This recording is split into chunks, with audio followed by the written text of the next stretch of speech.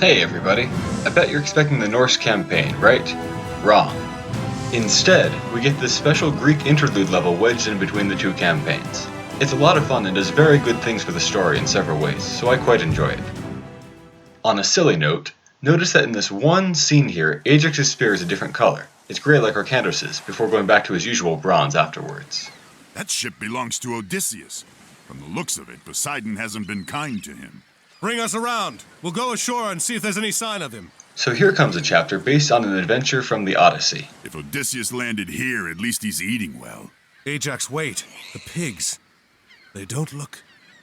Something is wrong. There's our enemy, Circe, which the Greeks would have pronounced more like Kirki, actually.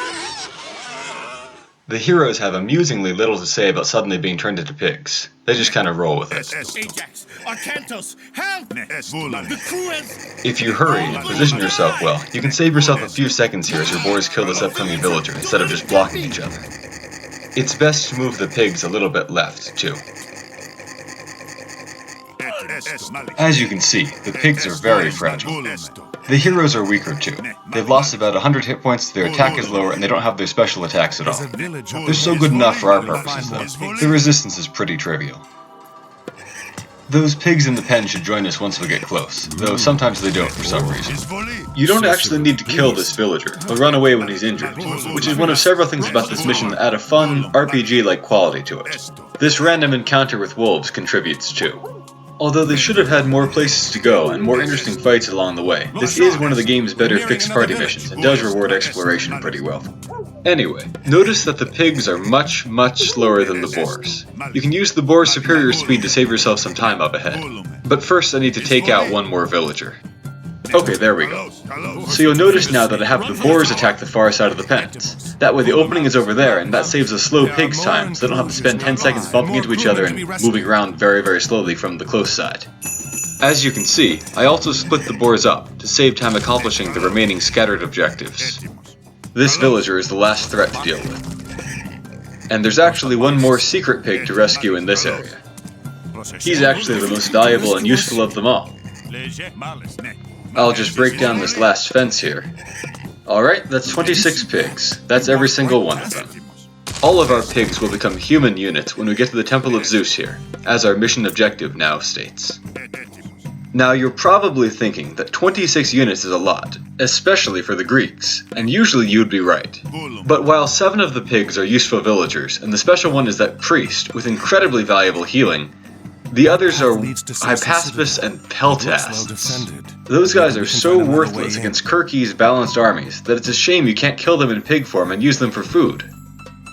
Anyway, as you can see, Kirki's forces won't attack your guys in pig form, unless you aggro them. In that case, they will just massacre everything you have around, including the pigs, so watch out for that.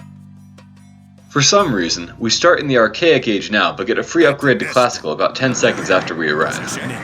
I have to be careful as I kill these villagers, because as I mentioned, if you aggro Kirki's army, she'll kill the pigs. There's no benefit to killing Kirki's many scattered villagers, except that these ones would be in the way. I'd better build a town center quickly. You know, the groups of pigs are kind of like trading card game booster packs. The villagers are rare, and that one priest is a super rare holographic. I trained those 2 minotaurs because they have crush damage. And I'll assign just enough villagers to that armory to have it finish around the same time as the town center, thereby letting me age up maximally fast. Alright, that's those hoplites taken care of. There's one more group of them to the northeast that I should probably go clear out now. There's our precious priest there. Man, did the Greeks love to have healing. So you see we have 12 Hypaspis and 6 Peltas over here. I just hate those units so much. Always try to have the heroes tank for them, because they're about as tough as wet paper. Oh, and if you're playing conventionally, then keep the priest far away from the front lines and send people back to him for healing. Oh, for some reason these villagers decided not to automatically help with building. Alright, for this strategy I'm going to immediately advance with Apollo. Side note, the enemy is playing as Poseidon, so, rather annoyingly, every time one of their buildings dies it spawns militia, like we've seen before. Anyway, the smartest conventional strategy is to use Hydras. The map is uniquely perfect for them. It's full of walls you can feed them for free heads, Kirki attacks with a rabble of human units, and, uniquely, you have healing available for them after they've got their extra heads. So, you should immediately advance with Dionysus, throw down 3 docks for food, and have your starting units chip down a few walls to 1 HP. Then crank out the Hydras and run her over. But I've got a cleverer plan than that, of course. Our mission objective this time is actually only to destroy Kirky's fortress, which is a fairly tough fight because it has many defenders, and her base is separate and will keep sending attacks at you while you try. But, as it turns out, there's a spot here with just enough room for a Petropolis to attack her fort directly. So I'm going to build my own fort right there the instant I hit the heroic age. And I'm playing so fast that I can catapult her fort down before she even sends 1 wave. I am such a genius. But you know what? I'm actually going to win even faster than that. Well, in the meantime, let me talk about the mythology of Kirky. She's most known from the Odyssey. People often think she's a witch, but actually she's just a goddess. Anyway, she hangs out in this island Aea and turns visitors into pigs or wolves or lions. She has no motive for this pointless villainy. But even though she horribly murdered a bunch of Odysseus' men and tricked the rest into eating their friends, he doesn't actually punish her at all. In fact, he stays and sleeps with her for a year. Afterwards, she gives him an absurdly dangerous route home that gets even more of his men killed. Less famously, she also makes an appearance in Argonautica, which was basically an ancient fanfic about Greek mythology, and also sort of like some kind of giant comic book crisis crossover thing with all the greatest hits heroes shoehorned into one boat together. Wacky hijinks and murder ensue. Anyway, in Argonautica, she actually helps out by purifying the heroes after her niece Medea horribly butchered her own brother to use his limbs to distract their father from chasing them, like a really gross version of Atalanta's golden apples. In this story, Kirky pops out of her fortress when it's at half health. She's an absurdly powerful unit who will instant kill multiple people with her lightning attack. That's why I'm waiting. I'm trying to show off the fastest possible 0 casualty time.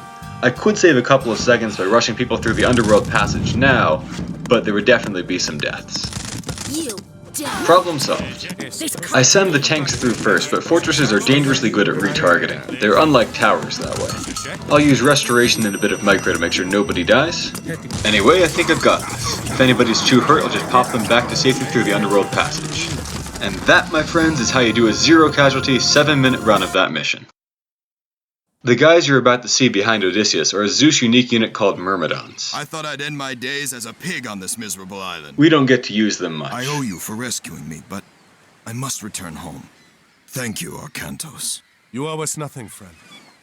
We can spare a ship for you and your men to sail home in. So in this version, Odysseus just leaves, which makes much more sense in character than the nonsense of him staying with Circe for a year. And it's way better than all the later Greek fanfics that have them have a son, Telegonus, who later comes back and accidentally kills Odysseus, thereby ruining his happy ending. The Greeks didn't know when to let a story stop. Anyway, coming up next is the Norse training tutorial, which they put a lot of effort into, like all their tutorials for the different civilizations. There are 3 things to remember when playing the Norse. Instead of building granaries or storehouses, the Norse bring their resources to mobile drop sites known as ox carts. Ox carts can be trained out of the town center and ordered to move almost anywhere on the map. Another difference for the Norse is how they gain favor. Instead of praying to their gods, the Norse gain favor through battle. They simply fight to please their gods. Whenever a Norse soldier is fighting anything in the game, your favor will increase. The final difference is that all Norse buildings are constructed or repaired by infantry units. Norse gatherers can only build farms and collect resources. Any Norse infantry unit can build and repair buildings. As you just heard, these guys are really unique, which is one big part of why this upcoming campaign is probably my favorite. As always, have a great day, everyone.